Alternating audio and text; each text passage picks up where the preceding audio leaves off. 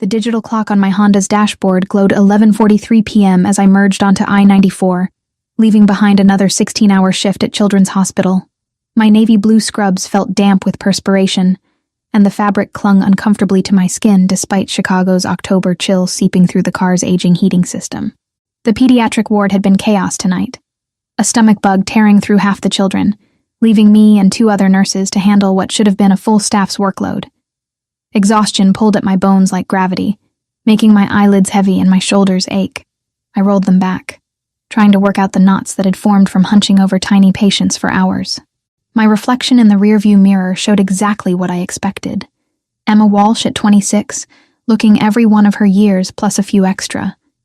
Dark circles shadowed my blue-gray eyes, and my auburn hair had escaped its ponytail in wisps that framed my face like a halo of fatigue. The highway stretched ahead, dark and mostly empty, except for the occasional semi-truck hauling cargo through the Chicago night. Their headlights created brief moments of artificial daylight before plunging me back into darkness. I preferred the night shift, honestly. During the day, the hospital buzzed with administrative staff, visiting families, and doctors making their rounds with students trailing behind like ducklings. At night, it was just the essential personnel and the patients who needed us most. My phone buzzed against the passenger seat, vibrating against the cracked vinyl. Tyler, probably. My 17-year-old brother had developed an annoying habit of staying out past curfew since Dad died 6 months ago in that construction accident. I understood grief made people do unpredictable things, but I couldn't shake the worry that gnawed at me whenever he wasn't home where I could see him, could know he was safe. I reached for the phone without taking my eyes off the road, muscle memory guiding my fingers to the device. Unknown number. At this hour, it was probably someone calling the wrong number, or a telemarketer working graveyard shifts to reach people like me. I let it go to voicemail and dropped the phone back onto the seat. The exit for our neighborhood appeared ahead, marked by a flickering streetlight that the city had been promising to fix for 3 months. I moved into the right lane, my turn signal clicking rhythmically. Almost home. Almost to the cramped 2-bedroom apartment where Tyler would either be asleep in his room with textbooks scattered across his desk, or awake in the living room pretending to do homework while actually playing video games with the volume turned down low. The thought of home brought with it the familiar weight of responsibility. There would be bills on the kitchen table, unopened because I already knew what they said. Past due notices from the electric company, the credit card I'd maxed out paying for Dad's funeral, the student loans that followed me like shadows, no matter how many double shifts I picked up. Tomorrow, I had an interview for a weekend position at a private clinic, which would bring my total weekly work hours to somewhere around 70. That's when I felt it. A subtle pulling sensation in the steering wheel, like an invisible hand was trying to guide the car left toward the median. I gripped the wheel tighter, knuckles going white against the worn steering wheel cover. The pulling intensified, and my heart rate spiked as I realized something was very, very wrong with my car. The tire pressure monitoring system should have warned me, but the light had been broken for months. Just another repair I couldn't afford. Another corner cut to keep us fed and housed.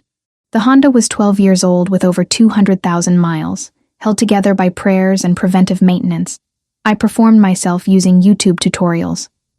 The steering wheel jerked violently to the left as the front right tire exploded, with a sound like a gunshot echoing through the car. The Honda veered sharply toward the concrete barrier that separated the highway from a steep, tree-lined embankment. I yanked the wheel in the opposite direction, adrenaline flooding my system, but the overcorrection sent the car into a wild fishtail across both lanes of the highway. Time fractured into slow-motion horror. I could see every detail with crystalline clarity, the way the headlights swept across the guardrail like a lighthouse beam, the spiderweb crack that appeared in my windshield from the stress, the coffee cup in my console that launched itself into the air. My medical training kicked in, and part of my mind began cataloging potential injuries, even as I fought for control. The car hit the guardrail at a 30-degree angle, metal screaming against metal in a shower of sparks that lit up the darkness like the 4th of July. The Honda's front end crumpled, but the momentum carried us through the barrier and over the edge of the embankment. Then I was airborne, suspended in a moment of terrible weightlessness, where gravity hadn't yet remembered I existed. The world turned upside down.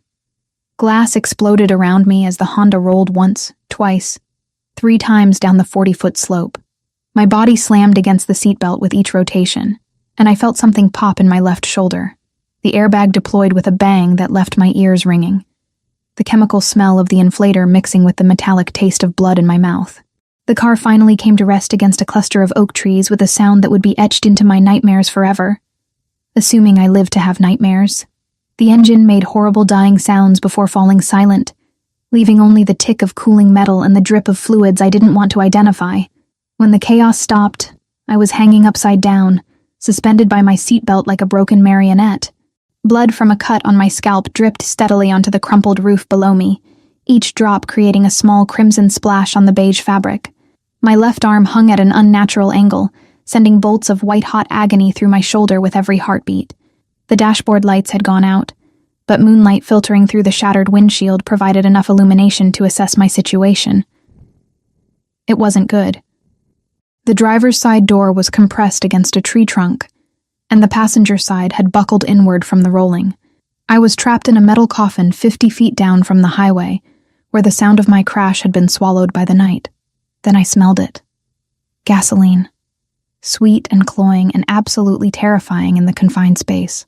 The fuel tank had been compromised, and I could hear a steady dripping sound that made my heart race with panic. Every breath brought more of the fumes into my lungs, and I knew that a single spark could turn my metal coffin into a crematorium. I tried to reach for my seatbelt release with my right hand, but my fingers felt disconnected from my brain, clumsy and unresponsive. Shock was setting in. I realized with the detached part of my mind that stayed clinical even in crisis. Blood loss, trauma, possible concussion. I needed medical attention, and I needed it fast. "Help!" I tried to call out, but my voice came out as barely a whisper. My throat felt raw and damaged, either from the impact or from breathing in airbag chemicals. I tried again, louder this time. "Help me!" The sound seemed to die just feet from the car, swallowed by the trees and the distance to the highway above. No one would hear me. No one would even think to look down here. Tyler would eventually call when I didn't come home. But by then, the gas fumes would either have overcome me or turned me into a fireball. The thought of my brother coming home to an empty apartment, wondering where I was, waiting for someone who would never walk through the door again, gave me a surge of desperate strength. I had to get out. I had to survive. Tyler had already lost our parents. He couldn't lose me, too. I was reaching for the seatbelt again when I heard it. Footsteps on gravel, heavy and purposeful, picking their way down the embankment with careful precision. Hope flared in my chest like a struck match. Someone had seen the accident, had stopped to help. I was going to be okay. "Help," I managed to croak, putting all my remaining strength behind the word. "I'm trapped down here." The footsteps stopped directly beside what remained of the driver's side window. I couldn't turn my head enough to see clearly without sending lightning bolts of pain down my spine, but I caught a glimpse of expensive leather shoes. Italian leather, if I had to guess, polished to a mirror shine that reflected the moonlight. Not the steel-toed boots of a construction worker, or the practical sneakers of someone just trying to help. These were shoes that cost more than I made in a month. "Jesus Christ," a voice said, and it was like velvet wrapped around steel, deep and controlled, with an accent that definitely wasn't Chicago, something smoother, more refined, East Coast maybe, or European influence. "What the hell were you doing out here?" It wasn't really a question directed at me, more like he was having a conversation with himself, trying to piece together how a pediatric nurse had ended up upside down in his vicinity at nearly midnight on a Friday. I heard the crunch of safety glass under his feet as he moved to get a better angle, assessing the situation with what sounded like professional efficiency. "Sir, please," I whispered, my voice barely audible even to my own ears. "I can't feel my left arm. The car smells like gasoline." Silence stretched between us, filled only by the continued dripping of fuel and the distant hum of traffic on the highway above. Then, so quietly I almost missed it, he spoke again. This wasn't an accident. I woke to sunlight streaming through floor-to-ceiling windows and the soft murmur of voices speaking in a language that definitely wasn't English. My body felt like I'd been hit by a freight train, every muscle aching in ways I didn't know were possible. The bed beneath me was impossibly soft, wrapped in sheets that felt like silk against my skin, nothing like the rough cotton ones I'd bought at Target 3 years ago and still used at home. Home. Tyler. The memory of the accident came flooding back in vivid detail. The tire exploding, the car rolling down the embankment, the smell of gasoline, and then him, the man with the expensive shoes, and the velvet voice who'd said it wasn't an accident. I tried to sit up, and immediately regretted it, as pain shot through my left shoulder like lightning. My arm was in a sling, professionally bandaged, and when I touched my head, I found more bandages covering what felt like stitches along my hairline. I wouldn't move too quickly if I were you. The voice came from the corner of the room, and I turned my head carefully to find its source. A man in his early 60s sat in an expensive-looking chair, a medical bag at his feet, and a kind smile on his weathered face. "You've suffered a concussion, 3 cracked ribs, and a dislocated shoulder. You're lucky to be alive, Miss Walsh." He knew my name. How did he know my name? I tried to speak, but my throat felt like sandpaper. The doctor, because he was obviously a doctor from the way he moved and spoke, noticed my distress and poured water from a crystal pitcher into a matching glass. "Small sips," he instructed, helping me hold the glass with my good hand. The water was ice cold and tasted better than anything I'd ever experienced. "I'm Dr. Castellano. I've been taking care of you for the past 14 hours. 14 hours. Tyler would be frantic by now. I had to call him, had to let him know I was alive. I looked around the room, taking in details that seemed to belong in a luxury hotel rather than a hospital. Mahogany furniture, original artwork on the walls, and windows that looked out over manicured gardens that stretched as far as I could see. "Where am I?" I managed to croak. Dr. Castellano exchanged a glance with someone behind me. I turned as much as I could without aggravating my injuries, and felt my breath catch in my throat. A man stood near the doorway, arms crossed over a chest that filled out a charcoal gray suit like it had been tailored specifically for his body, which, given the obvious quality of the fabric, it probably had been. He was tall, maybe 6'2", with black hair styled in a way that looked effortless, but probably cost more than my monthly rent. His skin had an olive tone that suggested Mediterranean heritage, and his eyes were the most unusual shade of gray blue I'd ever seen. A small scar marked his chin, a thin white line that only added to his dangerous appeal. Because that's what he was, I realized with a certainty that went beyond logic. Dangerous. Everything about him screamed power and control, from the way he held himself to the expensive watch on his wrist, to the way Dr. Castellano deferred to him without saying a word. "You're in my home," he said, pushing off from the doorframe and moving closer to the bed. His voice was exactly as I remembered from the accident, smooth and controlled with that hint of an accent I still couldn't place. "You're safe now. My home. Not a hospital. Not a hotel. His home." I looked around the room again with new eyes, taking in the personal touches I'd missed before. Family photos on the dresser, too far away for me to make out faces. A leather-bound book on the nightstand with a bookmark halfway through.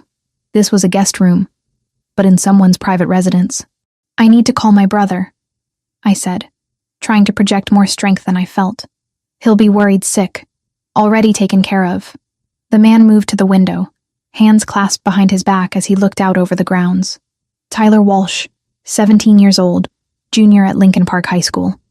He's been informed that you were in an accident and are recovering safely. He believes you're at Northwestern Memorial." Ice flooded my veins. He knew about Tyler. Not just his name, but his age. His school. How? Why? And what did he mean Tyler believed I was at the hospital? "Who are you?" I demanded, though demand might have been too strong a word for the whisper that came out of my damaged throat.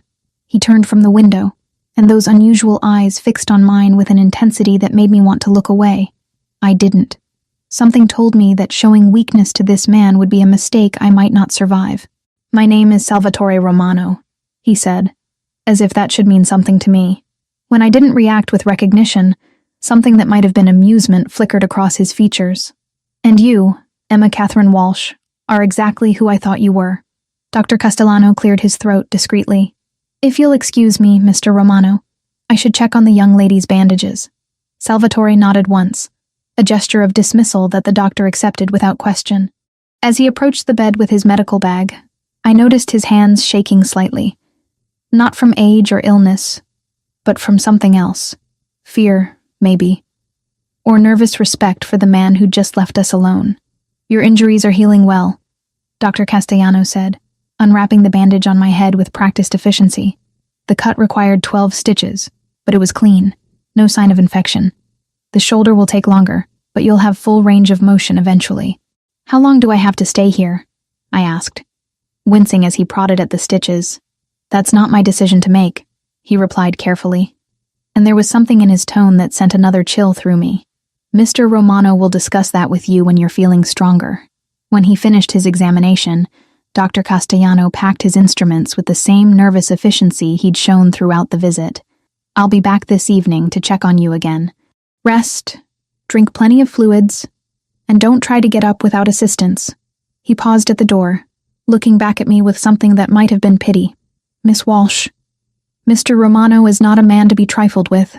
My advice would be to listen carefully to what he tells you, and remember that his protection comes with expectations. Then he was gone, leaving me alone in the luxurious prison that Salvatore Romano called a guest room. I sat in the silence for several minutes, trying to process everything that had happened. The accident, waking up in a stranger's home, the ominous warnings about protection and expectations. I managed to swing my legs over the side of the bed, biting back a groan as my ribs protested the movement. The room spun for a moment, but I breathed through it and waited for my vision to clear. A silk robe had been laid out on the chair beside the bed, along with clothes that definitely weren't mine. Designer jeans in exactly my size. A cashmere sweater in deep blue. Even underwear still in packaging from brands I recognized but couldn't afford. How did he know my size? How long had I been unconscious? And why did Salvatore Romano have a complete wardrobe waiting for me like he'd been expecting my arrival? I made it to the window on unsteady legs, using the wall for support. The view outside took my breath away. Manicured gardens stretched for acres, complete with fountains and walking paths that disappeared into groves of mature trees. In the distance, I could see the outline of what looked like a tennis court and a swimming pool that belonged in a resort magazine. But it was the men that made my blood run cold. They were stationed throughout the grounds, trying to look casual but failing miserably. Black suits, earpieces, the telltale bulge of weapons concealed under their jackets. I counted at least 8 from my vantage point, and I suspected there were more I couldn't see. This wasn't a home. This was a fortress, and I wasn't a guest recovering from an accident. I was a prisoner who just didn't know what crime I'd committed yet. The door opened behind me, and I didn't need to turn around to know who had entered. The very air in the room seemed to change, becoming heavier, more charged with an energy that made the hair on my arms stand up. You should be resting, Salvatore said, his voice closer than I'd expected. He'd moved silently across the room, and now stood just a few feet behind me. I needed to see where I was, I replied, not turning around. If I was going to be a prisoner, I wasn't going to cower. Nice view, very secure. A soft chuckle came from behind me. Security is a necessity in my line of work. And what line of work is that, exactly? Construction, he said smoothly. I build things. Create stability where there was none before. I finally turned to face him, using the window frame for support. He was holding a manila folder, thick with papers that I somehow knew contained information about me. About my life, my work, my family. The thought made me sick. You have 15 men with guns watching your garden, I said.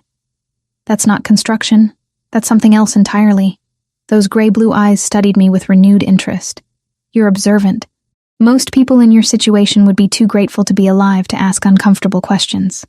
I'm a nurse, I replied. I notice details. It keeps my patients alive. And what details have you noticed about me, Emma? The way he said my name, soft and intimate like we were old friends instead of strangers, made something flutter in my chest that I absolutely did not want to examine. I've noticed that you have a file on me. I've noticed that you knew exactly what size clothes to buy. I've noticed that everyone in this house is afraid of you. He moved closer, close enough that I could smell his cologne. Expensive, with notes of cedar and something darker that I couldn't identify. Close enough that I had to tilt my head back to maintain eye contact. You can't leave, he said simply. Not until I'm sure you're not in danger. Danger from what? His jaw tightened almost imperceptibly. From whoever tried to kill you last night. 3 days in Salvatore Romano's mansion felt like 3 weeks. The luxury was suffocating in its perfection. Every meal arrived on bone china that probably cost more than my monthly salary, prepared by a chef whose name I never learned, but whose food tasted like it belonged in a five-star restaurant. The clothes that appeared in the walk-in closet each morning fit me perfectly, from Italian designer jeans to cashmere sweaters in colors that complemented my complexion in ways my Target wardrobe never had. I should have been grateful. Instead, I felt like a doll being dressed and fed by an invisible hand, my every need anticipated before I could voice it. The gilded cage was still a cage, no matter how beautiful the bars. "You're not eating," Salvatore observed from across the dining room table. It was large enough to seat 12, making the intimate breakfast feel absurdly formal. He sat at the head like a king, immaculate in a navy suit that probably cost more than Tyler's entire college fund. I pushed the eggs Benedict around my plate, my appetite non-existent despite the exquisite presentation. "I'm not hungry. You need to keep your strength up. Your body is still healing." "My body would heal just fine at home," I replied, finally meeting his gaze. Those gray-blue eyes studied me with the same intensity they had for the past 3 days, like I was a puzzle he was determined to solve. "Home isn't safe for you right now." "So you keep saying, but you haven't explained why." I set down my fork with more force than necessary, the sound echoing in the cavernous room. "You said someone tried to kill me. Who? Why? And don't give me another vague non-answer about danger." Salvatore was quiet for a long moment, his fingers drumming silently against the pristine white tablecloth. When he finally spoke, his voice carried a weight that made my skin prickle with unease. "Your father owed money to some very dangerous people, Emma. $80,000 in gambling debts and loans he took out to pay for your mother's cancer treatments." The words hit me like a physical blow. Dad had always been careful with money, almost obsessively so after Mom's medical bills started piling up.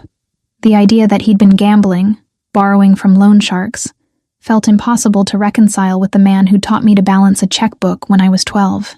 "You're lying," I whispered. But even as I said it, pieces began falling into place. The mysterious phone calls he'd taken in another room, the way he'd grown increasingly stressed in the weeks before the construction accident, the cash he'd somehow found to keep us afloat when his disability payments weren't enough. I wish I were. Salvatore reached into his jacket and withdrew a photograph, sliding it across the table toward me. "This is Victor Kozlovsky. He's the man your father borrowed from." The photo showed a middle-aged man with pale skin and cold eyes, standing outside what looked like a nightclub. He was unremarkable in every way, except for the cruelty that seemed to radiate from his expression, even in a still image. "Russian?" I asked, though I already knew the answer. "Bratva, the most ruthless branch of organized crime in Chicago." Salvatore's jaw tightened. "When your father died, that debt transferred to you. Victor has been patient, but patience has limits." My hands started to shake, and I pressed them flat against the table to hide the tremor. $80,000. "I don't have $80,000. I don't have $8,000. Victor doesn't care about your financial situation. He cares about sending a message to other debtors about what happens when obligations aren't met." The eggs Benedict turned to ash in my mouth. "The accident. You said it wasn't random. Your tire was sabotaged. A small puncture that would fail under highway speeds, designed to look like a blowout." His voice was matter-of-fact, like he was discussing the weather instead of attempted murder. "If I hadn't been in the area, if I hadn't heard the crash," he didn't need to finish. "I'd be dead, and Tyler would be alone in the world, probably next on Victor's list." "Why were you there?" I asked. "In the area, I mean. That's not exactly a residential neighborhood."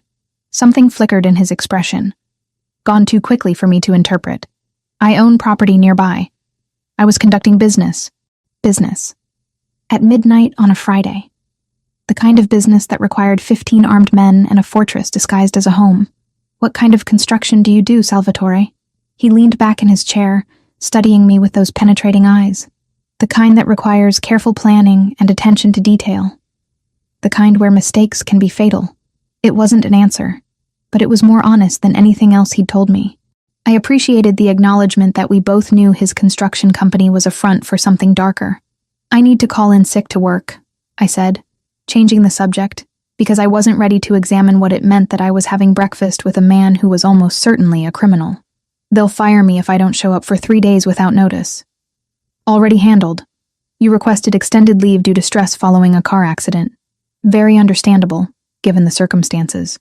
The casual way he'd taken control of my life should have been infuriating. Instead, I felt a treacherous flutter of relief that someone else was managing the details I was too overwhelmed to handle. You can't keep me here forever, I said, though it sounded weak even to my own ears. I can keep you alive. Everything else is negotiable. After breakfast, I retreated to the library, a room that had become my refuge over the past 3 days.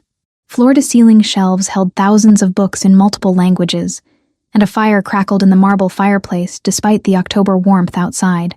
It was the one room in the house that felt lived in, rather than staged for a magazine photo shoot. I discovered that Salvatore was an actual reader, not just someone who kept books for show. Dog-eared pages, handwritten notes in the margins, multiple bookmarks scattered throughout various titles. The eclectic collection ranged from classic literature to business strategy to books on Renaissance art that were so specialized they had to be special orders. I was curled in the leather armchair by the window, trying to lose myself in Jane Austen, when I heard footsteps in the hallway. Not the soft, deferential steps of the household staff, but the confident stride of someone who owned everything he walked on. Salvatore appeared in the doorway, no longer wearing the navy suit from breakfast. He changed into dark jeans and a black sweater that clung to his broad shoulders in a way that made my mouth go dry. The casual clothes should have made him seem more approachable.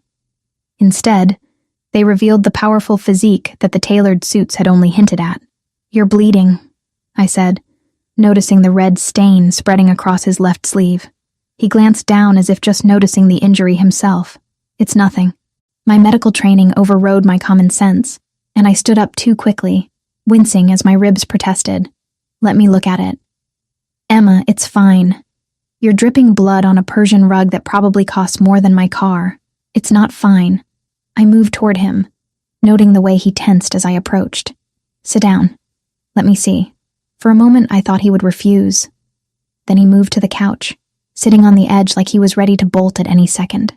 The vulnerability in the gesture was so at odds with his usual commanding presence that it made my chest tight. I perched beside him, close enough to smell that intoxicating cologne mixed with something sharper. Copper. Blood. "This is going to hurt," I warned, reaching for his sleeve. He caught my wrist, his fingers circling it completely.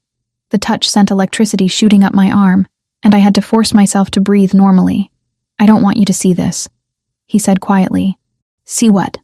Instead of answering, he released my wrist and pushed up his sleeve, revealing not just the fresh cut I'd noticed, but a canvas of scars that mapped a violent history. Bullet wounds, knife marks, what looked like burns from cigarettes or other implements of torture. His forearm told a story of survival that no construction worker should have to live. "My God," I whispered, my fingers hovering over the worst of the scars without quite touching. "What happened to you?" "I told you. I build things. Sometimes people object to my construction plans." The cut that had drawn my attention was deep but clean, probably from a knife rather than an accident. I examined it with professional detachment, though inside I was shaking at the evidence of how dangerous his world really was. "This needs stitches," I said. "I've had worse. That's not the point. Infection could set in, and with your lifestyle, I doubt you have time to deal with complications." I looked up to find him watching me with an expression I couldn't read. "I can do it. I've sutured hundreds of wounds." He was quiet for so long I thought he would refuse. Then, "There's a medical kit in my office, top drawer of the desk." 20 minutes later, I was bent over his arm with a needle and surgical thread, working by the light of the desk lamp. He hadn't made a sound during the procedure, hadn't even flinched when I injected the local anesthetic. I'd treated soldiers who were less stoic about minor injuries. "There," I said, tying off the last stitch. "Keep it dry for 24 hours, and change the dressing daily." "Thank you." I looked up to find his face inches from mine, close enough that I could see the gold flecks in those unusual eyes, close enough that I could feel the warmth of his breath against my cheek. For a heartbeat, neither of us moved. The air between us crackled with a tension that had nothing to do with the injury I'd just treated. Then he pulled back, rolling down his sleeve with careful precision. "You should rest. Dr. Castellano will be here soon for your evening check." I nodded, not trusting my voice. As I headed for the door, he spoke again. Emma, I turned back. The people who want to hurt you, they won't stop. Not until they're dead or you are. I need you to understand that. I understand, I said, though I wasn't sure I understood anything anymore. Do you? Because once you're under my protection, really under it, there's no going back. My world has rules, and breaking them has consequences. I met his gaze steadily. Are you asking me to choose? I'm telling you that the choice is coming, and when it does, you need to be certain, because I don't let go of what's mine. The possessive edge in his voice should have frightened me. Instead, it sent heat spiraling through my chest in a way that terrified me more than any Russian gangster ever could. The tension in the mansion had been building for days, like the pressure before a thunderstorm. Salvatore's men moved with heightened alertness, their conversations conducted in hushed tones that stopped abruptly when I entered a room. Even the household staff seemed on edge, their usual efficient silence replaced by nervous energy that made my skin crawl. I was curled up in the library reading when Salvatore burst through the doors, his face dark with an emotion I'd never seen before. Fear. Not for himself, but for something else entirely. His gray-blue eyes found mine immediately, and the intensity in them made my breath catch. We need to talk, he said, crossing the room in 3 long strides. Now. I set down my book, noting the rigid line of his shoulders beneath the black sweater he wore. What's wrong? Instead of answering, he moved to the massive desk in the corner and withdrew a manila envelope.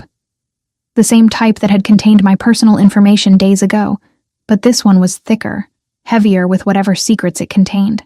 Viktor Kozlovsky isn't just after you for your father's debt, he said, placing the envelope on the coffee table between us. It's more complicated than that. My hands shook as I reached for the envelope. Inside were photographs, documents, and what looked like surveillance reports. The first photo made my blood run cold. It was Tyler, walking out of Lincoln Park High School with his backpack slung over one shoulder, completely unaware that someone was watching him through a telephoto lens. They've been following him, I whispered, my voice barely audible over the crackling of the fire. For how long? 3 weeks. Salvatore's jaw was tight with controlled rage. Ever since your father's death became public knowledge.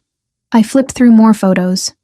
Tyler at the grocery store, Tyler at his part-time job at the movie theater, Tyler laughing with friends outside a pizza place. Each image was a violation, proof that my brother's life had been under scrutiny while I'd been obliviously working double shifts and worrying about bills. There's more, Salvatore said, his voice gentler now. Emma, your brother has been contacted by them. The envelope slipped from my numb fingers, spilling its contents across the Persian rug. Among the scattered papers was a transcript of what looked like a phone conversation. Tyler's name at the top of the page in stark black letters. They threatened him, I said, the words coming out flat and emotionless as shock set in. They told him he had to help them get to me. Victor gave him a choice. Cooperate. Or watch his sister die the same way his father did. The implication hit me like a physical blow. Dad's construction accident hadn't been an accident any more than my car crash had been. Viktor Kozlovsky had orchestrated both, turning murder into convenient cover stories that no one would question. Tyler would never... I started, then stopped. What did I really know about what my 17-year-old brother would do when faced with losing the only family he had left? Grief and fear made people do things they never thought possible. He gave them information about your schedule, your route home from work. He installed a GPS tracker in your car. Salvatore's voice was clinical, professional, but I could see the anger burning in his eyes. He didn't know it would cause the accident. Victor told him they just wanted to know where you were. I closed my eyes, trying to process the betrayal. And Tyler, my baby brother who I'd raised since he was 14, who I'd sacrificed everything to protect, had handed me over to killers because he was scared. The rational part of my mind understood why he'd done it, but my heart felt like it was being torn apart. Where is he now? I asked. Safe, for the moment. Salvatore gathered the scattered papers, organizing them with mechanical precision. My people are watching him, but Victor's patience is running out. The original plan was to use the information Tyler provided to grab you quietly, extract what they needed, and eliminate both of you. When that failed, they moved to more direct methods. What kind of direct methods? He handed me a new photograph, this one taken from a security camera. It showed the parking garage at Children's Hospital, 3 men in dark clothing positioned near my usual parking spot. They were waiting for me to return to work, ready to finish what the sabotaged tire had started. They came to the hospital. I breathed. Looking for me. Yesterday. My men intercepted them before they could get close. His tone was matter-of-fact, but the weight of what he wasn't saying settled over me like a shroud. Intercepted. Not arrested, not warned away. Intercepted in the permanent sense. You killed them. I protected what's mine. The possessive declaration should have terrified me. Instead, it sent heat spiraling through my chest, a treacherous warmth that had nothing to do with the fire crackling in the marble hearth. I'm not yours, I said. But the words lacked conviction. Salvatore moved closer, close enough that I could smell his cologne, could see the gold flecks in those storm-gray eyes. Aren't you? You're in my house, eating my food, wearing clothes I bought for you. You sutured my wounds with your own hands. If that's not mine, what would you call it? I couldn't answer, because he was right. Somewhere in the past few days, the lines had blurred beyond recognition. I was no longer just a patient recovering from an accident or a potential victim seeking protection. I had become something else entirely, something that didn't have a name, but felt dangerously close to belonging. What happens now? I asked instead. Now we end this. Victor thinks you're dead or hiding. As long as he believes that, Tyler is safe. But eventually he'll realize his original plan failed and start looking for alternatives. Alternatives like torturing my brother until he tells them where I am, among other things. His expression darkened. Victor Kozlovsky isn't known for his restraint when business doesn't go according to plan. I stood up abruptly, pacing to the window that overlooked the gardens. The sun was setting, casting long shadows across the manicured grounds. In the distance, I could see Salvatore's men patrolling the perimeter, their movements coordinated and professional. An army disguised as landscaping staff. I want to see him, I said. Tyler, I want to see my brother. That's not possible right now. I spun around to face him. Why not? You said he was safe. Safe, yes. But bringing him here would compromise the security of this location, and taking you to him would put you both at risk. The reasonable explanation did nothing to ease the ache in my chest. Tyler was probably terrified, probably blaming himself for what had happened to me, and I couldn't even call him to let him know I was alive. He thinks I'm dead, doesn't he? The realization hit me like a punch to the gut. The hospital, Northwestern Memorial. They told him I died from my injuries. Salvatore's silence was answer enough. You let my brother think I'm dead. The words came out as a shout. Months of stress and fear and exhaustion boiling over into rage. He's 17 years old, and you let him believe he lost the only family he had left. It was necessary, Salvatore said calmly, though I could see tension in the set of his shoulders.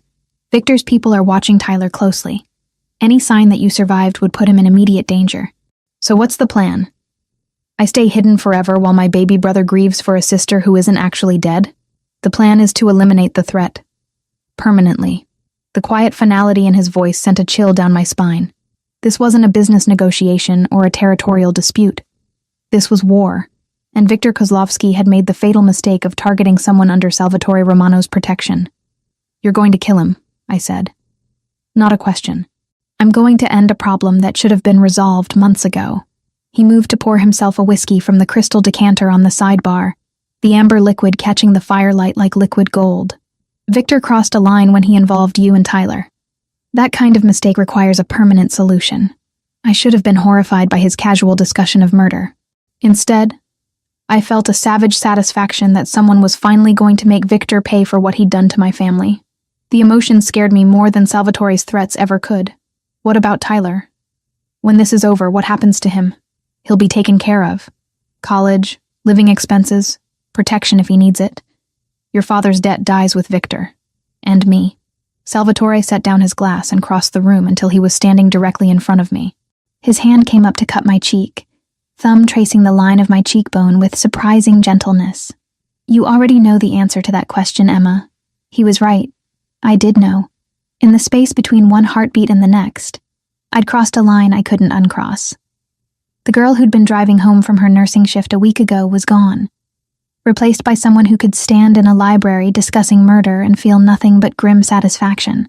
When? I asked. Soon.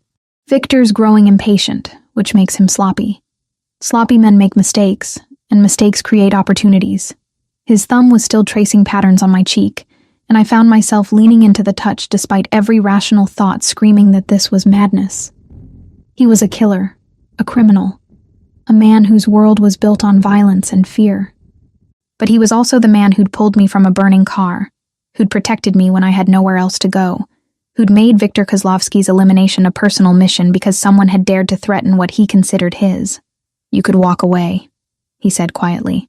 "After this is over, I could arrange new identities for you and Tyler.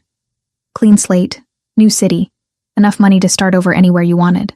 But you don't want me to walk away."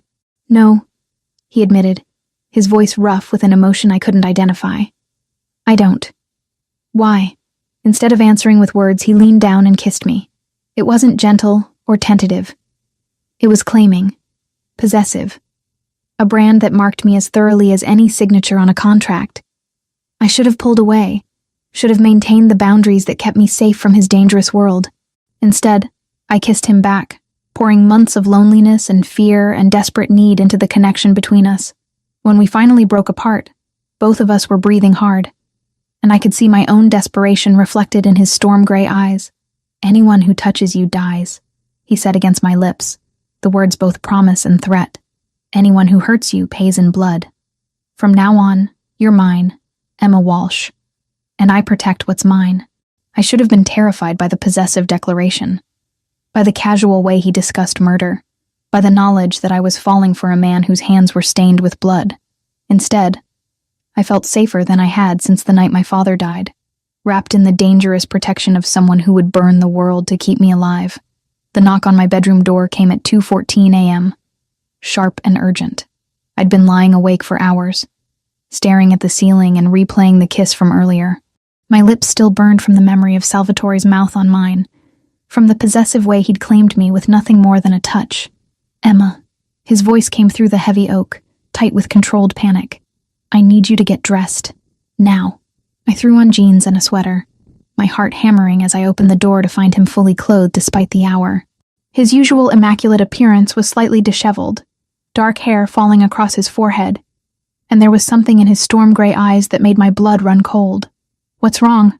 I asked, though part of me already knew. The careful balance we'd maintained was about to shatter. "Tyler's here," he said simply. The words hit me like a physical blow.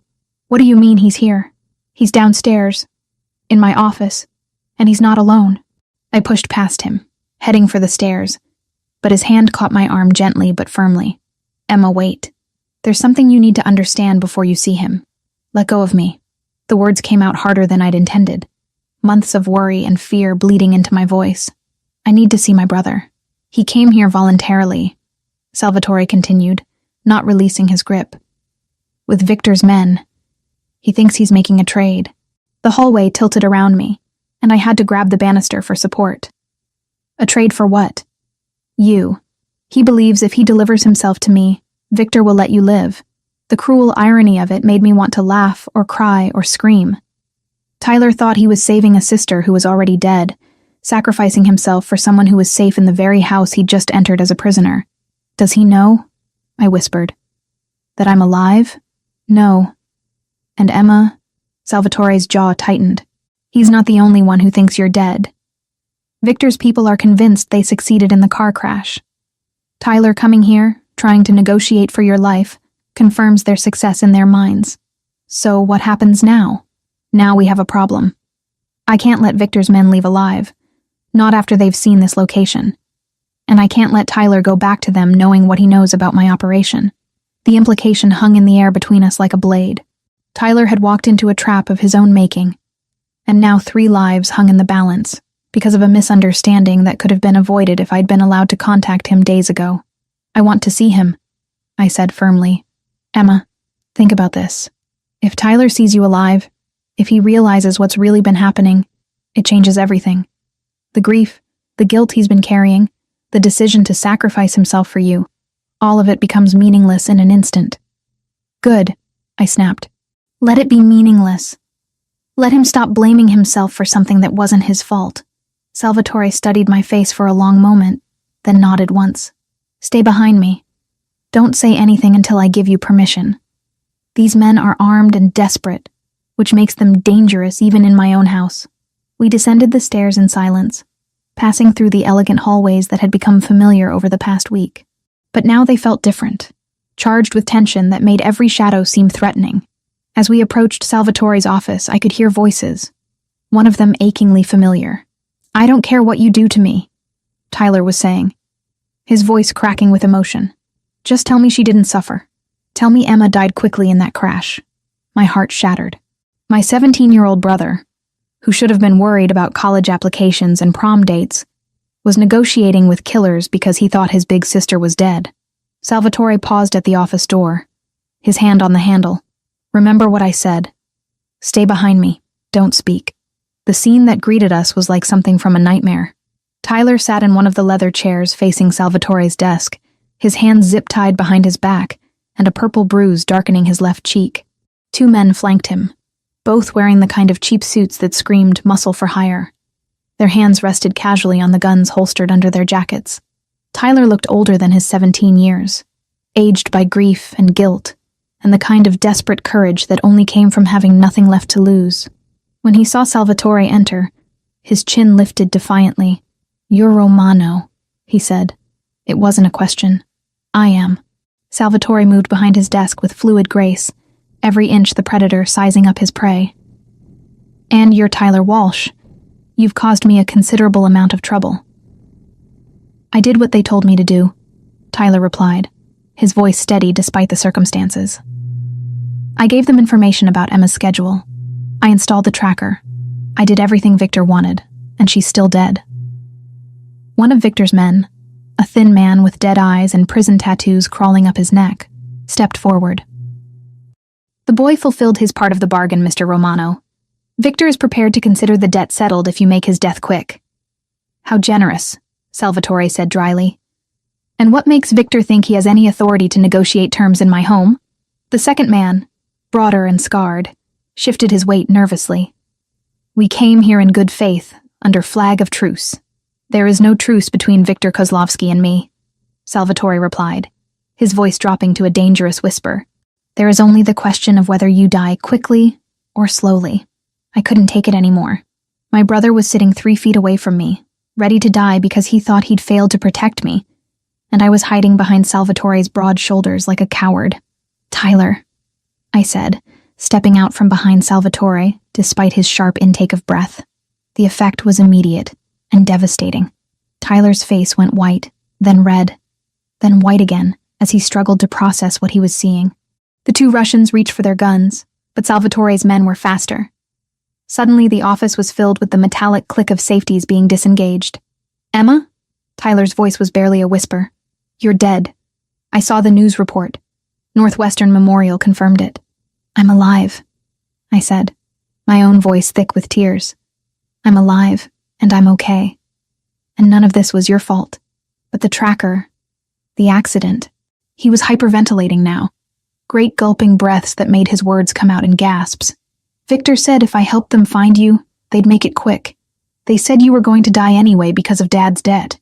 Tyler, listen to me." I started toward him, but Salvatore's hand on my shoulder stopped me. The Russians were still armed, still dangerous, and my brother was in the middle of their kill zone. "This is impossible," the thin man snarled. "The girl died in the crash." "We confirmed it. You confirmed what I wanted you to confirm," Salvatore said calmly. "Did you really think I'd let Victor Kozlovsky murder someone under my protection and walk away?" Understanding dawned in Tyler's eyes, followed immediately by a rage I'd never seen in my gentle baby brother. "You let me think she was dead," he snarled at the Russians. "For weeks you let me believe I'd killed my own sister." "The debt still stands," the scarred man said desperately. 80,000, plus interest. The girl being alive doesn't change what's owed. Actually, it changes everything," Salvatore replied. He opened his desk drawer and withdrew a stack of papers, spreading them across the mahogany surface. James Walsh's original loan agreement with Victor. Notice the terms of repayment in case of the borrower's death. I couldn't see the papers from where I stood, but I watched the color drain from both Russians' faces as they read. The debt transfers to surviving family members only if said family members are capable of repayment, Salvatore continued. Emma Walsh is a pediatric nurse making $38,000 a year. Her brother is a minor with no income. Neither could reasonably be expected to repay $80,000. Victor won't accept that interpretation, the thin man said, but his voice lacked conviction. Victor won't have a choice. Salvatore's smile was sharp as a blade. Because Victor is going to be too dead to argue. The next few seconds happened so fast I could barely process them. The scarred Russian went for his gun, but Salvatore was faster. The sound of the gunshot was deafening in the enclosed space, and suddenly there was blood spreading across the man's chest as he collapsed. Tyler threw himself sideways out of his chair as chaos erupted. The thin man managed to clear his weapon, but one of Salvatore's guards put 2 bullets in his back before he could fire. The sharp smell of gunpowder filled the air, mixing with the metallic scent of blood. When the violence ended, Tyler was huddled against the bookshelf. His zip-tied hands making it impossible to cover his ears against the ringing gunshots had left behind. I rushed to him, dropping to my knees and pulling his shaking form against my chest. "It's over," I whispered into his hair. The same words I'd used to comfort him after nightmares when he was small. "It's over, baby brother. You're safe. I thought you were dead." He sobbed against my shoulder. "I thought I killed you. You didn't kill me. You saved me." I looked up to find Salvatore watching us, his expression unreadable. "If you hadn't installed that tracker, Victor's people never would have found me on that road. Salvatore never would have been in the area to pull me from the wreckage." It was a generous interpretation of events, but Tyler needed to hear it. He needed to understand that his choice, born of fear and desperation, had ultimately led to my salvation rather than my destruction.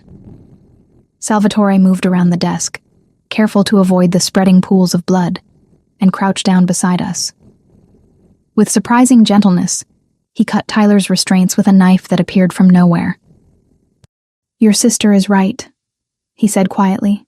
"Everything you did led to her being under my protection. Victor underestimated the strength of that protection. And now he's going to pay for his mistake." Tyler looked up at him with red-rimmed eyes. "Are you going to kill him?" "Yes."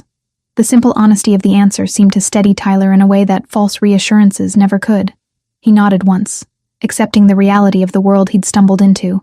"Good," he said, and I saw an echo of my own savage satisfaction reflected in his young face.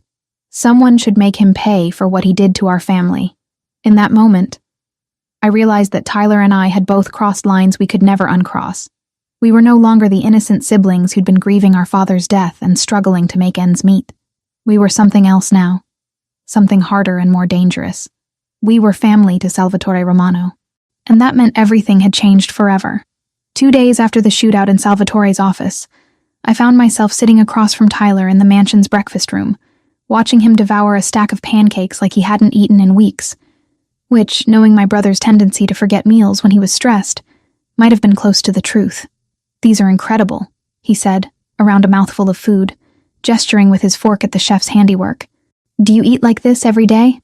"The food is better than our usual," I admitted, sipping coffee from bone china that probably cost more than our monthly grocery budget used to.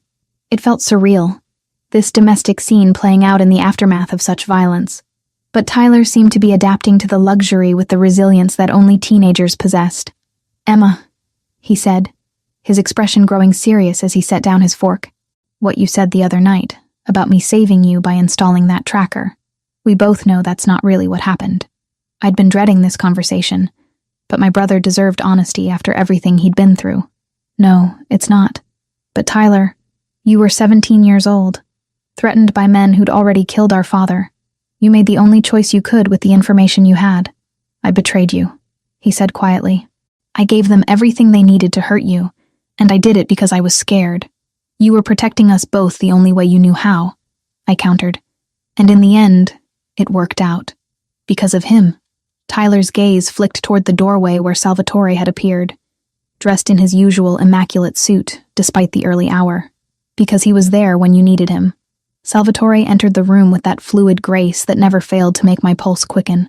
He poured himself coffee from the silver service, the domestic action at odds with the controlled violence I'd witnessed just days before. "How are you feeling, Tyler?" he asked. settling into the chair at the head of the table. The question was casual, but I could see him assessing my brother with those sharp gray-blue eyes. "Better," Tyler replied. "Confused, but better. Emma says you've been protecting us both. Protection comes with a price," Salvatore said carefully. "I need you to understand that." I tensed, recognizing the tone. This wasn't a casual breakfast conversation. This was negotiation. The kind that would determine what happened to Tyler and me once Victor was eliminated. "What kind of price?" Tyler asked, proving he'd inherited more of our father's business sense than I'd realized. "Loyalty, discretion, an understanding that what you've seen here, what you know about my operations, can never be shared with anyone outside this room." Tyler nodded slowly. "I get that. But what about after? When this is over? What happens to Emma and me?" Salvatore's gaze found mine across the table, and I saw something there that made my breath catch. Want, yes, but also something deeper, something that looked dangerously close to love. "That depends on your sister," he said. The words hung in the air between us, heavy with implication. I knew what he was asking, what choice he was offering me. Stay and become part of his world permanently, or take the new identities and clean slate he'd mentioned before, walk away from the safety of his protection and the dangerous intensity of whatever was growing between us. "I need to know something first," I said, setting down my coffee cup with hands that trembled slightly. "The debt my father owed. The money that started all of this. You said Victor's interpretation of the loan terms was wrong. It was, but you could have used those same terms to void the debt entirely, couldn't you? From the beginning?" Salvatore was quiet for a long moment, his expression unreadable. "Yes. Then why didn't you? Why let me think I was in danger? Why go through all of this?" Tyler looked between us, sensing the undercurrents in the conversation that went far beyond financial obligations and Russian gangsters. "Because," Salvatore said finally, "the first time I saw you in that hospital room, sitting beside your father's bed and reading to him even though he couldn't hear you, I knew I wanted you in my life. The debt gave me an excuse to protect you. The threat from Victor gave me a reason to keep you close. The honesty of the admission hit me like a physical blow. Everything. From the moment he'd found me in that wrecked car, to the luxury prison of the past week, had been orchestrated around his desire to possess me. You manipulated this entire situation," I said, anger, and something else entirely warring in my chest. "You let me believe I was in mortal danger so I'd be grateful for your protection." "Yes. No excuses, no justifications. Just the simple truth that he'd engineered my dependence on him because he wanted me, and wasn't willing to risk losing me to choice. I should have been furious, should have felt violated by the manipulation, betrayed by the lies. Instead, I felt oddly relieved that the pretense was finally over. No more games, no more carefully constructed reasons why I needed to stay. Just the raw truth that Salvatore Romano wanted me and had used every resource at his disposal to make it happen. "Emma," Tyler's voice cut through my internal turmoil. "What are you thinking?" I looked at my brother, really looked at him. He was 17, smart, resilient, but still young enough to need stability and guidance. In Salvatore's world, he could have both. College, protection, opportunities that would never have been available to a kid from our neighborhood. And me? What did I want? The answer came with startling clarity. I wanted the man who'd pulled me from a burning car and refused to let me go. I wanted the dangerous protector who'd killed for me without hesitation. I wanted Salvatore Romano, manipulation and all, because he'd shown me a version of myself I'd never known existed. "I want to see the contracts," I said finally.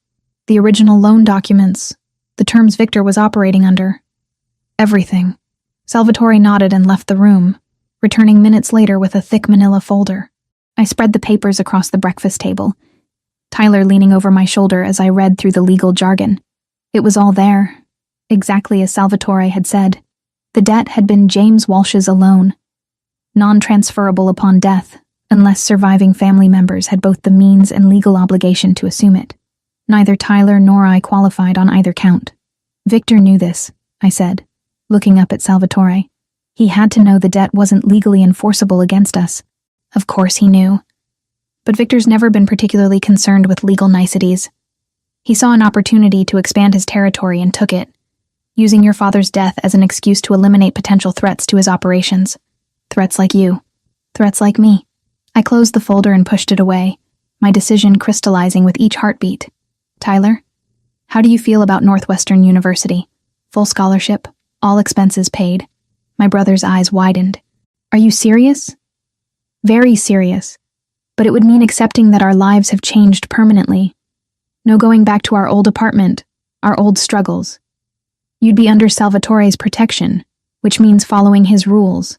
Tyler looked at Salvatore with a maturity that broke my heart. What kind of rules? The kind that keep you alive and successful, Salvatore replied. Good grades, smart choices, loyalty to family. The same rules Emma will follow as my wife. The word hung in the air like a challenge. Wife. Not girlfriend, not lover, not temporary arrangement. Wife, with all the permanence and commitment that implied. Is that a proposal? I asked, my voice steadier than I felt. It's a statement of intent. His gray-blue eyes held mine with unwavering intensity. I don't share what's mine, Emma. And I don't let go. I should have demanded romance. Should have insisted on courtship and declarations of love. But this wasn't a fairy tale. And Salvatore Romano wasn't a prince. He was a king in his own dark kingdom. And he was offering me a crown. Tyler? I asked, giving my brother veto power over a decision that would affect both our lives. He was quiet for a long moment, studying Salvatore with the careful attention our father had taught him to give important decisions. Finally, he nodded. I think, he said slowly, that you've been taking care of me my whole life. Maybe it's time someone took care of you. Then I guess I have my answer, I said, looking directly at Salvatore. Yes. The word was barely out of my mouth before he was moving, circling the table in 2 long strides and pulling me to my feet. His hands framed my face as he kissed me, deep and possessive and claiming. When we broke apart, I was breathless and dizzy, and completely certain I'd made the right choice. There's no going back, he warned against my lips. Good, I replied. I'm tired of running. That night, after Tyler had been settled in his own wing of the mansion with enough video games and premium cable to keep any teenager occupied, Salvatore led me to his bedroom. Not the guest suite I'd been occupying, but his private sanctuary at the heart of the house. It was masculine and elegant, all dark wood and rich fabrics, with windows that looked out over the gardens I'd admired from a distance. But I barely noticed the decor because Salvatore was looking at me like I was something precious and dangerous, and entirely his. You're not just mine, he said, echoing words from days before. I'm yours too, Emma Walsh. Heart, soul, and everything in between. When he kissed me this time, it was different. Not the desperate claiming of before, but something deeper. A promise. A vow. A sealing of the bargain we'd struck over breakfast coffee and brutal honesty. And when he made love to me in the massive bed that would now be ours, it wasn't just possession or desire. It was belonging, the kind that went bone deep and changed everything it touched.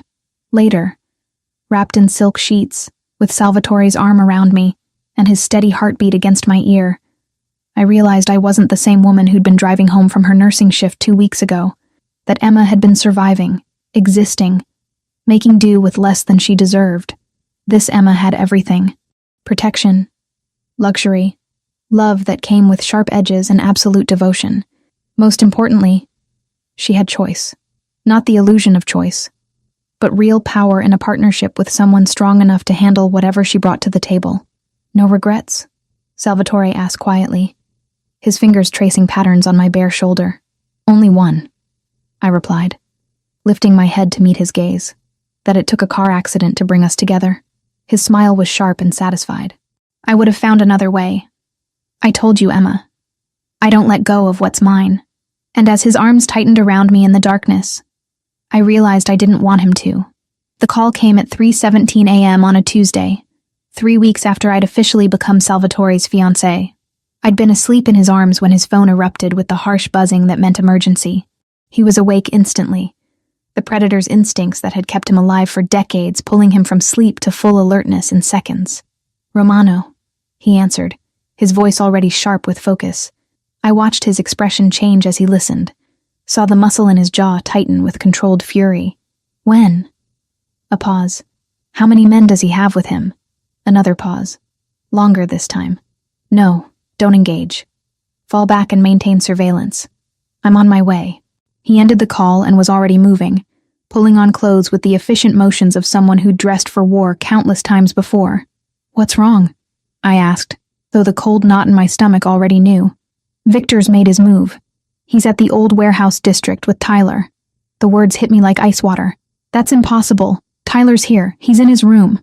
Salvatore's expression was grim as he buckled on a shoulder holster. "Check for yourself." I ran down the hall in my silk nightgown, my bare feet silent on the marble floors. Tyler's room was empty, his bed unslept in, the window standing open to the October night. On his pillow was a note written in his careful handwriting. "I'm sorry. I have to fix this. Victor contacted me tonight.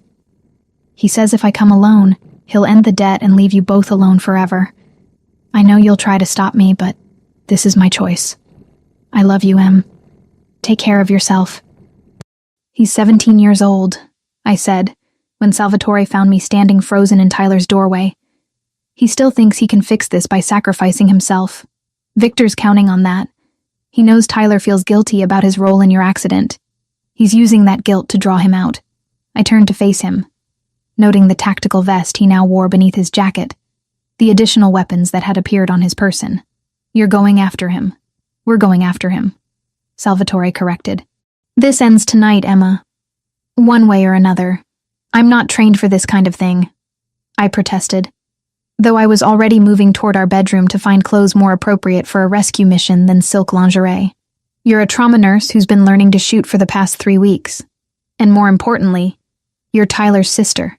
If something goes wrong, if he's injured, I'll need your medical skills." The reminder of the shooting lesson Salvatore had insisted on sent a chill through me. I'd thought they were just part of learning to live in his world, insurance against a future threat. I'd never imagined I'd need those skills so soon. 20 minutes later, I was dressed in black jeans and a tactical vest of my own, a Glock 19 holstered at my hip, and my medical bag slung over my shoulder. I felt like I was playing dress-up in someone else's life, except the gun was real and heavy against my side, and my brother's life depended on how well I'd learned to use it. "Remember what I taught you," Salvatore said, as we climbed into the back of an armored SUV. "Breathe. Aim center mass. Squeeze, don't jerk. And Emma, if something happens to me, you get Tyler and you run. Don't try to be a hero." The warehouse district at 4 a.m. was a landscape from a nightmare. Abandoned buildings stretched for blocks, their broken windows like dead eyes staring out at the empty streets. Our convoy of 3 vehicles moved without headlights, navigating by street lamps in the pale glow of the city beyond. "There," said Lorenzo, Salvatore's lieutenant, pointing to a building in the distance where warm light spilled from several windows. "That's where they are. My men count 8 vehicles, maybe 30 personnel." Salvatore studied the building through binoculars. "Victor's not taking any chances. He knows this is his last play." "What's the plan?" I asked, though part of me didn't want to know. "Simple. We go in, we get Tyler, we kill everyone who tries to stop us." The matter-of-fact way he said it should have horrified me. Instead, I felt a savage satisfaction that my brother's captors would pay for their mistake. The approach was carefully coordinated.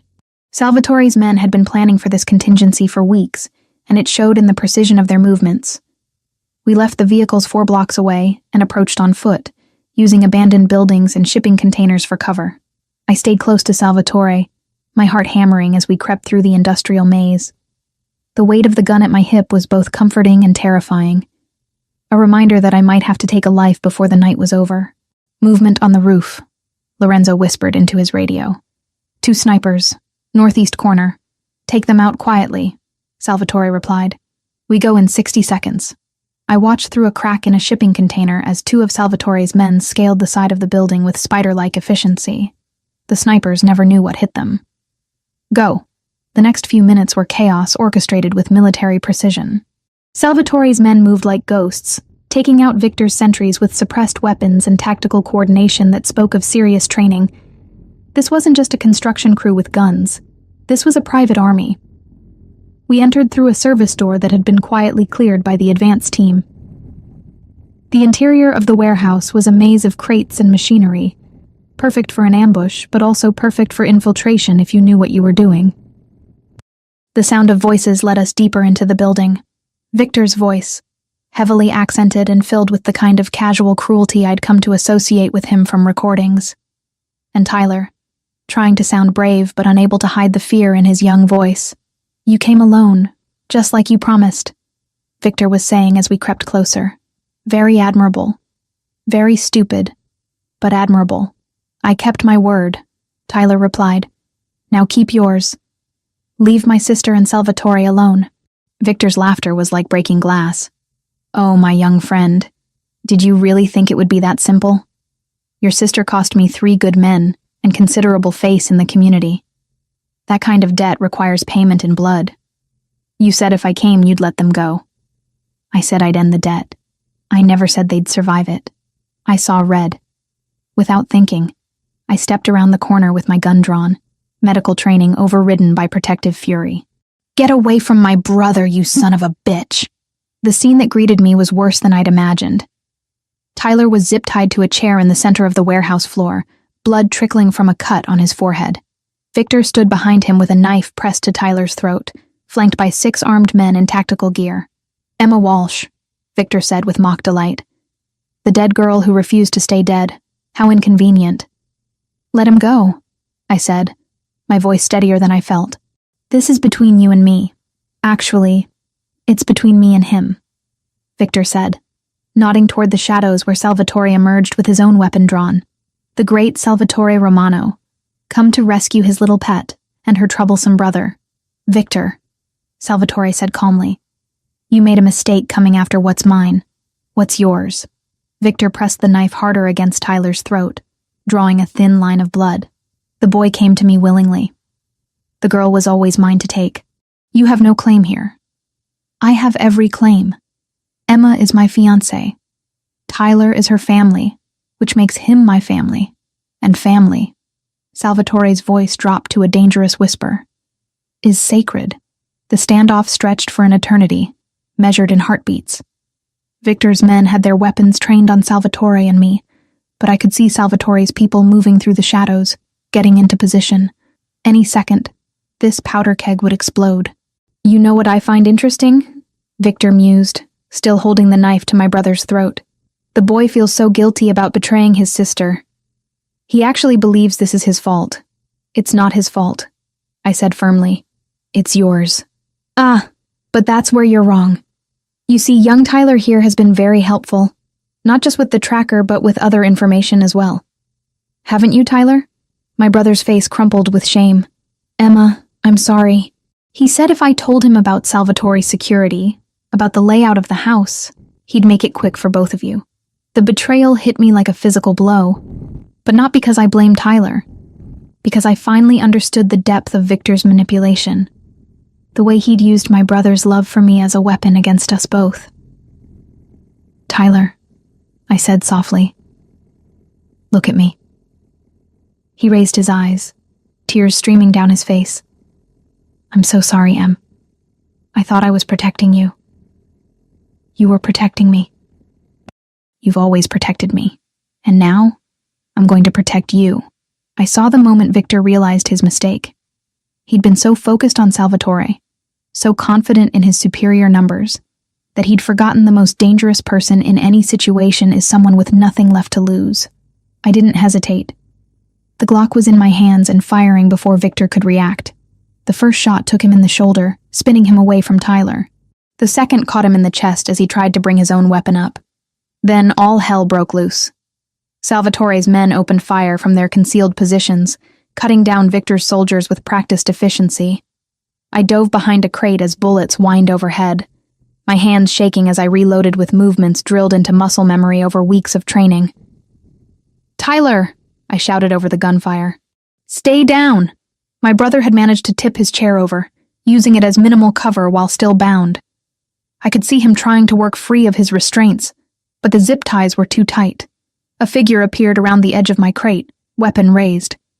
I didn't think, just fired.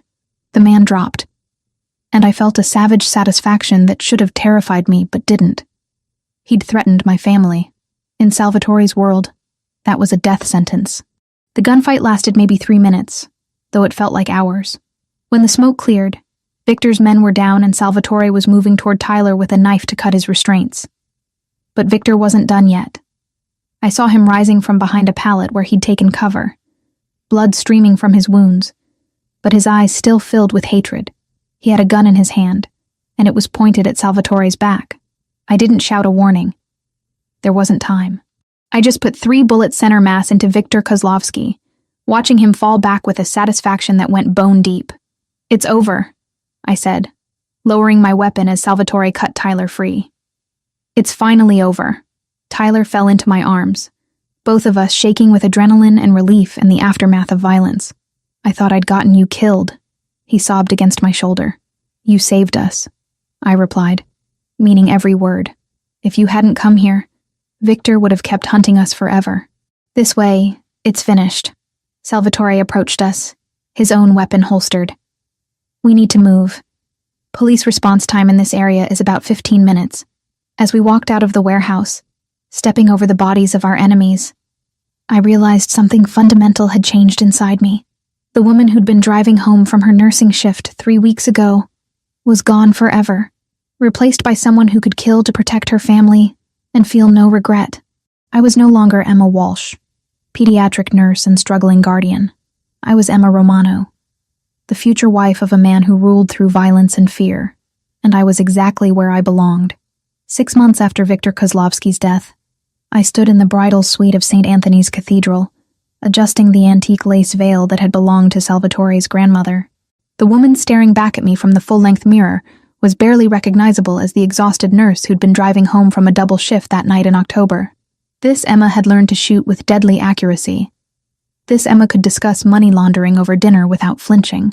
This Emma wore a custom Valentino wedding dress that cost more than most people's annual salary and felt perfectly comfortable in it. "You look beautiful, Em," Tyler said from behind me, his voice thick with emotion. He'd grown 3 inches in 6 months, and filled out with the kind of confidence that came from knowing he was protected by one of the most powerful families in Chicago. Northwestern University had accepted him early admission with a full scholarship, courtesy of the Romano Foundation's educational initiative. "You clean up pretty well yourself," I replied, turning to admire my brother in his perfectly tailored tuxedo. The scared 17-year-old who'd sacrificed himself to save me was gone, replaced by a young man who understood the weight of family loyalty and wore it well. A soft knock interrupted our moment. "Mrs. Romano?" The wedding coordinator peered around the door, her eyes bright with the kind of excitement that came from organizing a wedding with an unlimited budget. "It's time." "Mrs. Romano. In 10 minutes. That would be my legal name. Emma Catherine Romano, wife of Salvatore Romano, first lady of an empire built on carefully controlled violence and legitimate business ventures that had grown exponentially under my influence." The cathedral was packed with 300 guests, a mix of Chicago's political elite, business leaders, and carefully vetted members of Salvatore's organization. I'd insisted on transparency about what kind of wedding this was.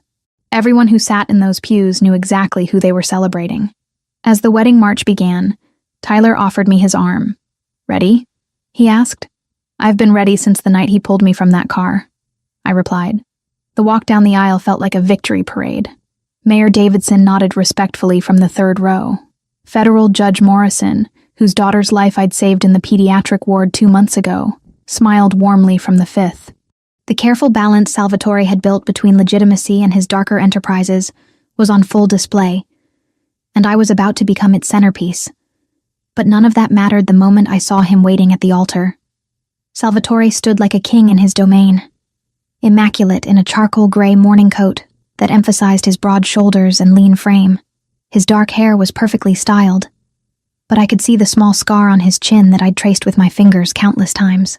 His gray-blue eyes found mine immediately, and the intensity in them made my breath catch just like it had that first night. When Tyler placed my hand in Salvatore's, I felt the familiar jolt of electricity that connected us. His fingers were warm and steady, a reminder of all the ways those hands had touched me, protected me, claimed me. "Dearly beloved," Father Benedetto began, his voice carrying easily through the cathedral's soaring architecture. The ceremony itself was traditional, Catholic, binding in ways both legal and spiritual. But when Salvatore spoke his vows, his voice clear and strong enough for everyone to hear, the words were anything but traditional. "Emma," he said, his eyes never leaving mine, "you saved me from a life of existing without truly living. You brought light into darkness I'd accepted as permanent. You made me believe in something beyond power and control and careful survival. I promised to protect you, to cherish you, to build an empire worthy of the queen you already are. And I promise that what we have will be sacred, always." My own vows were equally unconventional. "Salvatore, you didn't just rescue me from that car. You rescued me from a life too small for what I was meant to become. You showed me strength I didn't know I possessed, courage I'd never needed before. I promise to stand beside you, to be your partner in everything we build together. And I promise that no matter how dangerous our world becomes, you'll never face it alone." When Father Benedetto pronounced us husband and wife, Salvatore's kiss was both gentle and possessive, a claiming that made my toes curl in my designer heels. The cathedral erupted in applause, but all I could hear was the thundering of my own heart. The reception was held at the Palmer House, the ballroom transformed into something from a fairy tale with orchids and candlelight, and enough security to protect a head of state. I danced with my new husband to a string quartet's rendition of "At Last," feeling like I was floating in the protective circle of his arms. "Any regrets, Mrs. Romano?" he asked as we swayed together, oblivious to the hundreds of guests watching our every move. "Only that it took a car accident to bring us together," I replied, echoing words from months before, "though I suppose some things are worth the wait. I would have found another way," he said seriously. "I told you before, Emma, I don't let go of what's mine." During dinner, Tyler gave a speech that had half the room in tears. He talked about second chances and family loyalty, and the man who'd given us both a future neither of us had dared to dream of. When he finished, he raised his champagne glass in a toast. "To my sister Emma, who taught me that sometimes the most dangerous thing you can do is trust someone completely. And to Salvatore, who proved that sometimes the most dangerous people are exactly the ones worth trusting. To new beginnings and old traditions, and to a family that chooses loyalty over everything else." Later, as the evening wound down and guests began to leave, I found myself on the hotel's terrace with Chicago spread out below us like a glittering kingdom. Salvatore appeared beside me, having shed his formal jacket and loosened his tie. Even disheveled, he looked like he could rule the world. "Satisfied with your wedding, Mrs. Romano?" he asked, sliding his arms around me from behind.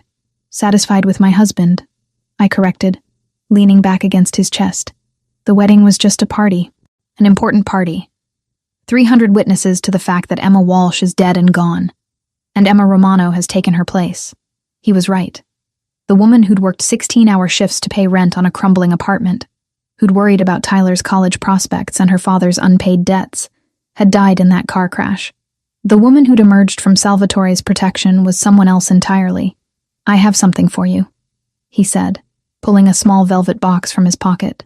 Inside was a key, antique and ornate, clearly from somewhere significant. "What's this for?" I asked, though something told me I already knew. "The Children's Hospital of Chicago is opening a new wing next month, the Emma Romano Pediatric Center. Your own domain, fully funded by the Family Foundation, staffed with the best doctors money can hire. You'll oversee all medical decisions."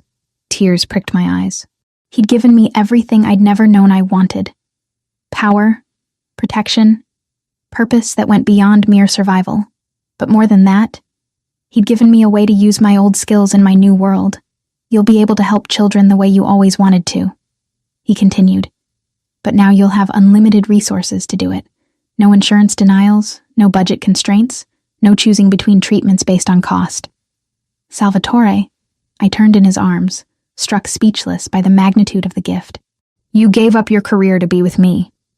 It seemed only fair that I give you something better in return." 3 months later, I stood in the gleaming new pediatric wing, watching a team of the world's best cardiac surgeons repair a defect in 6-year-old Maria Santos's heart. The surgery would have been impossible at most hospitals, the cost prohibitive for her family. Here, it was Tuesday. "Mrs. Romano?" Dr. Chen, the head of pediatric surgery, appeared at my elbow. "The Martinez family is here for their consultation. Are you ready?" I nodded, smoothing my white coat over the designer dress beneath. The title felt as natural now as Emma Romano did.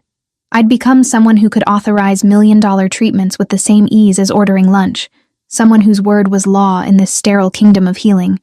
"Mrs. Romano," little Jimmy Martinez said when I entered the consultation room.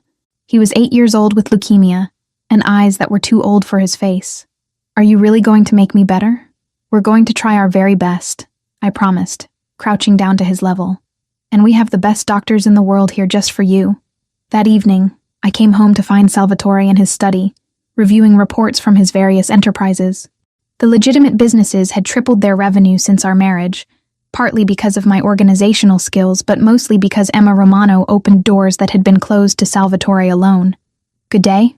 he asked, pulling me onto his lap as I settled into the familiar routine of sharing our separate but connected work. Maria Santos's surgery was successful. Jimmy Martinez starts treatment next week. And we're breaking ground on the research facility in January. I curled against his chest, breathing in the cologne that had become my favorite scent in the world. "What about you?" "The Port Authority approved our construction bid. The new shipping facility will be operational by summer." He didn't need to spell out what kind of shipments would be moving through Romano facilities.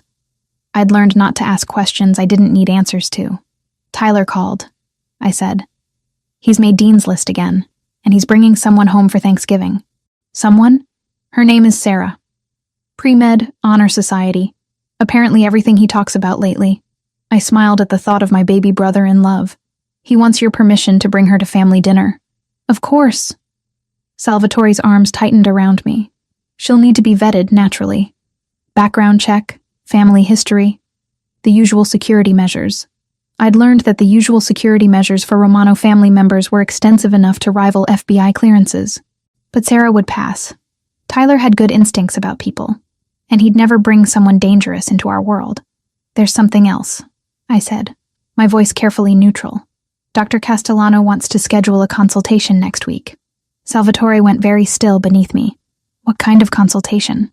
"The kind that involves discussing prenatal vitamins and birthing centers." I pulled back to meet his eyes. Seeing the moment, understanding dawned. "I'm pregnant, Salvatore. 8 weeks."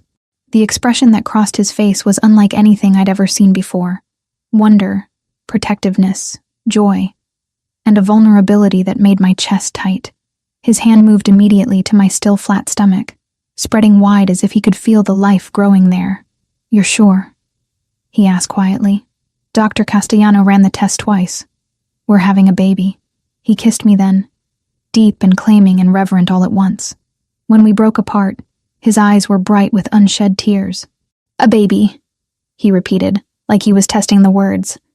"Our baby. Are you happy?" I asked, though the answer was written all over his face. Happy doesn't begin to cover it. His thumb traced circles on my stomach. "She'll be perfect. Beautiful and strong and completely protected from anything that could hurt her. She? Instinct." His smile was soft and wondering. "And if I'm wrong, he'll be just as perfect." That night, as we lay in our bed with Chicago glittering beyond the windows and Salvatore's hand resting protectively over our unborn child, I thought about the woman I'd been before the accident. She'd been surviving, making do, accepting less than she deserved because she didn't know anything better existed. This woman, Emma Romano, had everything. A husband who would kill for her without hesitation. A brother thriving under protection and opportunity. Work that mattered. Resources to help anyone who needed it. And now, a child who would grow up knowing nothing but love and safety and power. "No regrets?" Salvatore asked quietly, echoing our wedding night conversation.